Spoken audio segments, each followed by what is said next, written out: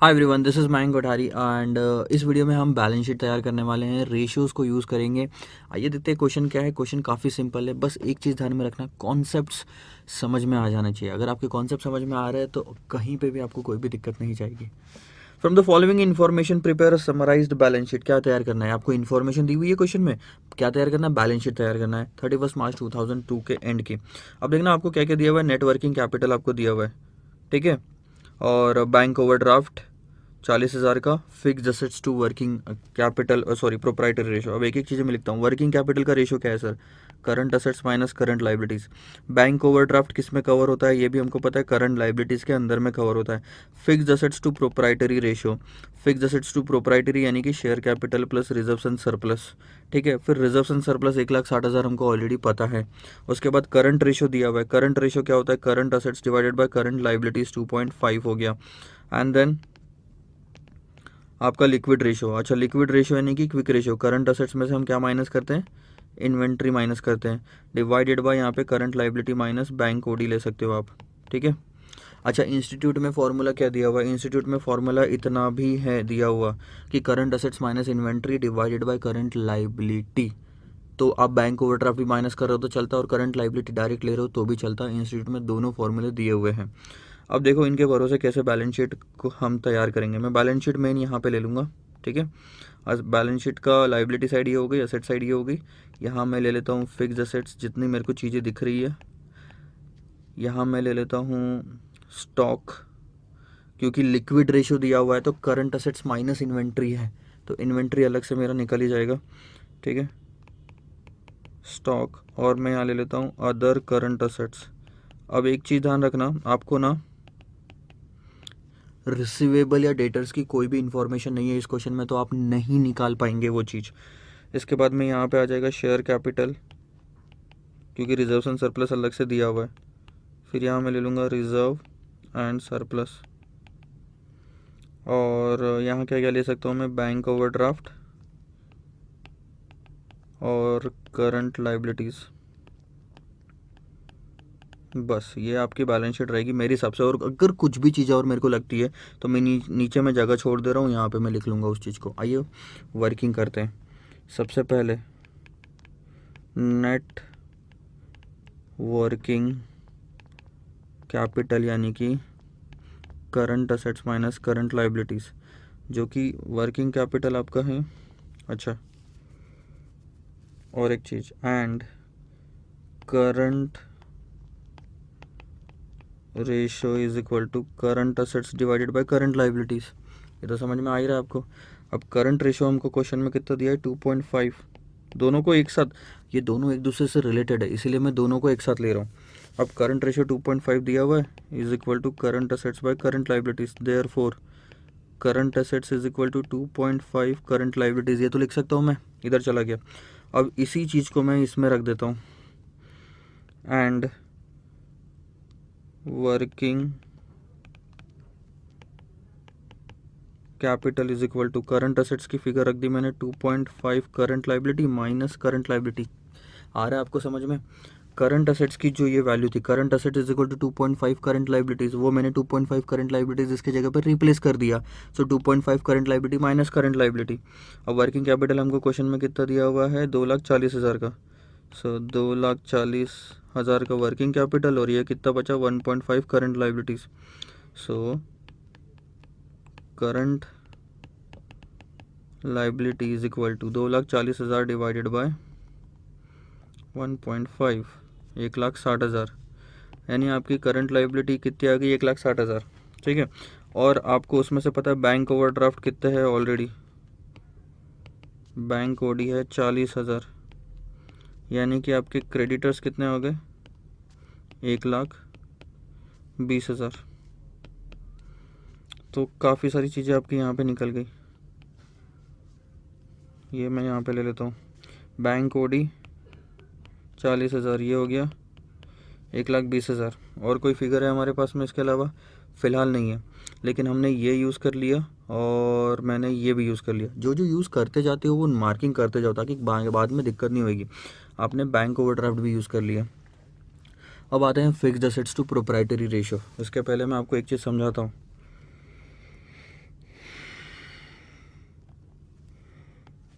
ये balance sheet है, इतना पार्ट होता है फिक्स्ड असेट्स का, इतना पार्ट होता है,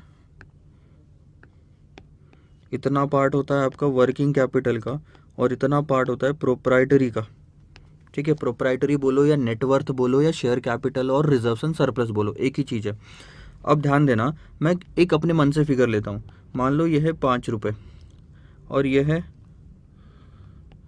5 रुपये, और चलो एक काम करते हैं, यह है 10 रुपये, यह है 7.5 रुपये।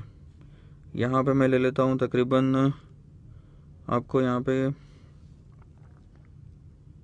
हाँ यहाँ पे ले लो 5 और यहाँ पे ले लो 2.5, सो टोटल आ गया 12.5, ये भी आ गया 12.5। बैलेंस शीट टाली हो रही है।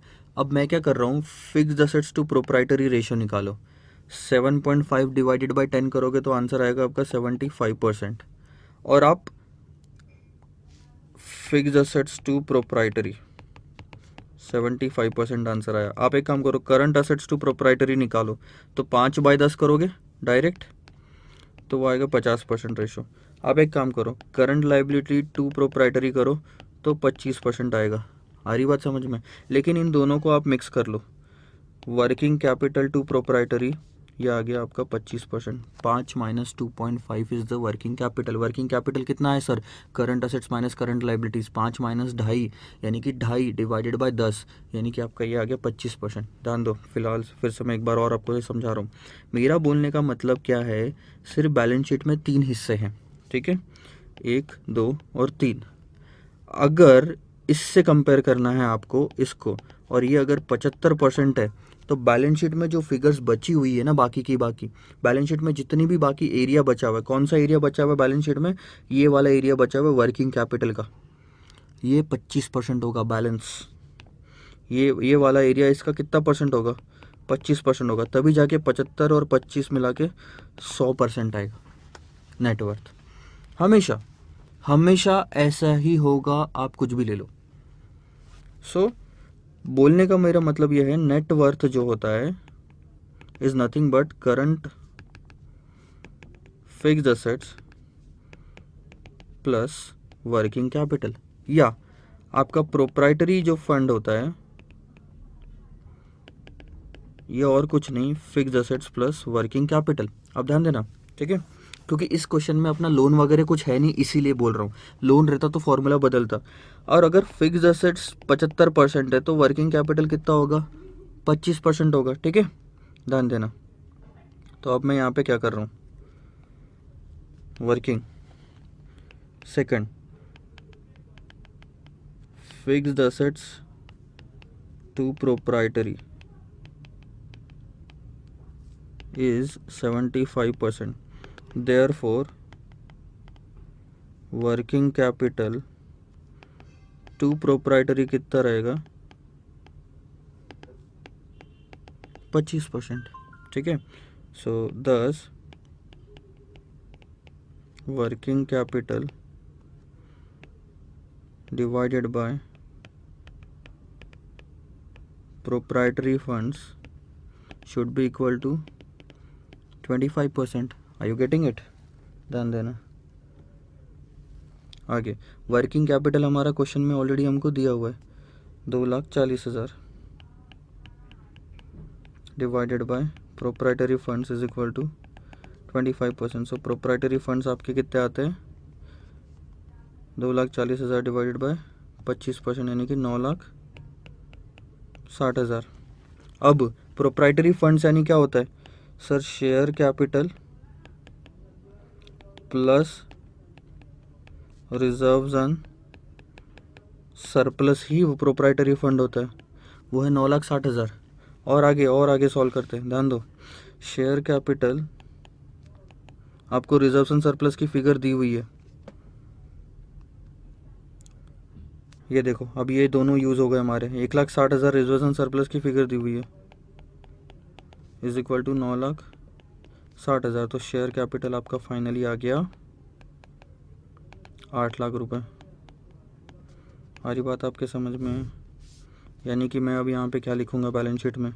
ये है मेरा 8 लाख रुपए, ये है मेरा 1,60,000 रुपये ऑलरेडी दिया हुआ, और यहाँ से मेरी टोटल आ जाती है 8 और 1 9, 60 हो गया, 9 60 और 1 60,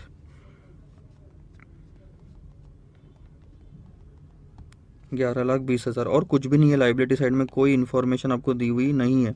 और अगर लाइबिलिटी साइड 11,20,000 है तो असेट साइड भी 11,20,000 होनी चाहिए। और आपके प्रोप्राइटरी फंड्स आ गए ना, 3। Fix assets to proprietary fund कितना है आपका, चलो पूरा लिख लो।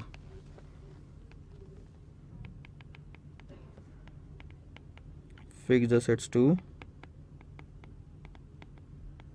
प्रोप्राइटरी फंड्स आपका 75% है। So fix assets is equal to, आप क्या करोगे, proprietary fund into 75%। Proprietary fund आपका कितना है, 9,60,000। I you getting it? और उसका 75% निकाल लो तो आपका क्या आ जाएगा, फिक्स असेट्स। तो ये आ गया 7,00,000 आपका 20,000। है इजी। मैं बता रहा हूँ आपको, सिर्फ क्वेश्चन आप आगे बढ़ते जाओ, कुछ ना कुछ फिगर निकालते जाओ। वर्किंग नोट से वैसे भी एक एक्स्ट्रा फिगर निकाल लोगे, आपको मार्क्स गलत नहीं मिलेंगे, बट आपका आंसर यहाँ से निकलते जाएगा। 7,20,000 हमने करंट असेट्स भी निकाला था। करंट असेट्स निकाला था क्या यहाँ पे? नहीं निकाला था। देखो यहाँ पे निकाल लेता हूँ मैं इसी वर्किंग में। करंट असेट्स क्या था, 2.5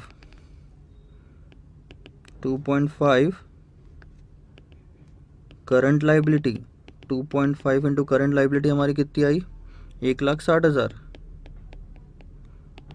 सो 4,00,000 आ गया आपका ये करंट असेट्स। इसको मैं मार्क कर लेता हूँ। सो करंट असेट्स आपके आ जाएंगे 4,00,000, यानी कि ये दोनों मिला के 4,00,000 होना चाहिए। ये तो आपको समझ में आ रहा। अब देखो,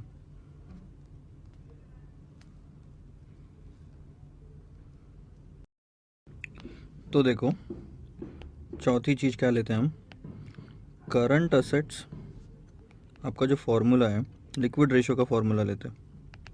ठीक है,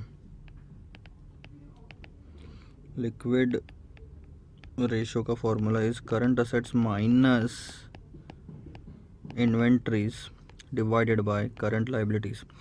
बैंक ओवरड्राफ्ट हम माइनस नहीं कर रहे इसमें, जैसे कि मैंने स्टार्टिंग में आपको बताया, both the things are possible.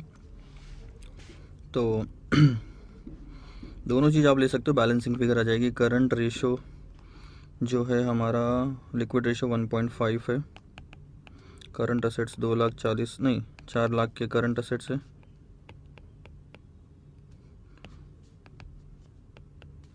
Minus inventories और करंट लाइबिलिटीज़ 1,60,000।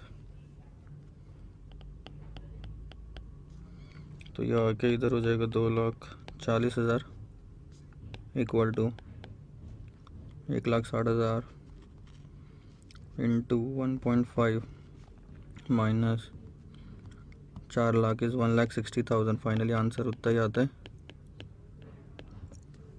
सो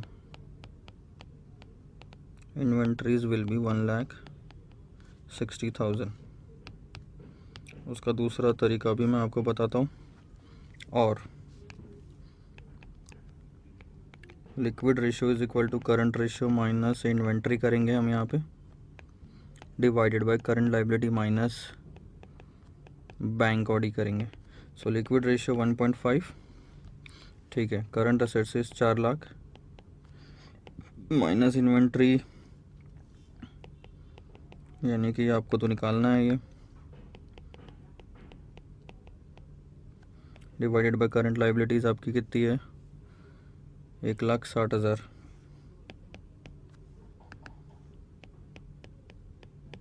माइनस 40,000 का बैंक ऑडी। सो 1,20,000 आया डिनोमिनेटर में, वो उधर ट्रांसफ़र कर देंगे। 1,20,000 का 1.5 यानी 1,80,000। ठीक है, और इन्वेंट्री कितनी आ जाएगी इससे आपकी, 1,80,000 माइनस 4,00,000,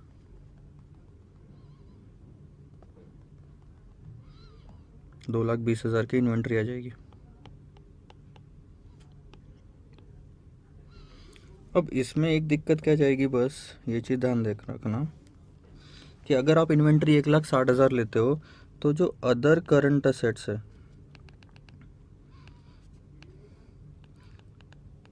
अदर करंट असेट्स है, ये 4,00,000 माइनस 1,60,000 हो जाएंगे, यानी कि और कुछ नहीं 2,40,000। और अगर ये वाला लेते हो तो अदर करंट असेट्स कितने हो जाएंगे आपका, 2,20,000 माइनस 4,00,000, वो हो जाएंगे 1,80,000। सो दोनों में से आप कोई भी लिख सकते हो। मोस्ट अप्रोप्रिएट मैं ये बोलूँगा कि आप ये वाली फिगर लो, 2,20,000 और 1,80,000 वाली। सो यहाँ पे मैं चेंजेस में लिखता हूँ, स्टॉक मेरा 2,20,000 1,80,000, एक बार टैली करके देख लेना, 7,20,000 प्लस 2,20,000 प्लस 1,80,000, 11,20,000 एग्जैक्ट आ रहा है, और ये 11,20,000 यहाँ पे भी आ रहा है। And this is how you have created the balance sheet. धीरे धीरे धीरे धीरे हमने सारी इन्फॉर्मेशन यूज़ की और डेटा निकाल लिया। बैलेंस शीट ऑफ, यहाँ पे ऊपर में हेडिंग डालना, balance sheet as at 31st March 2002, that's it. So this is the end of this question. Answers note down कर लो, कोई भी दिक्कत हो, डाउट हो, और कोई भी क्लैरिटी अगर आपको नहीं मिली हो इस क्वेश्चन में तो ज़रूर पूछिएगा। Bye bye.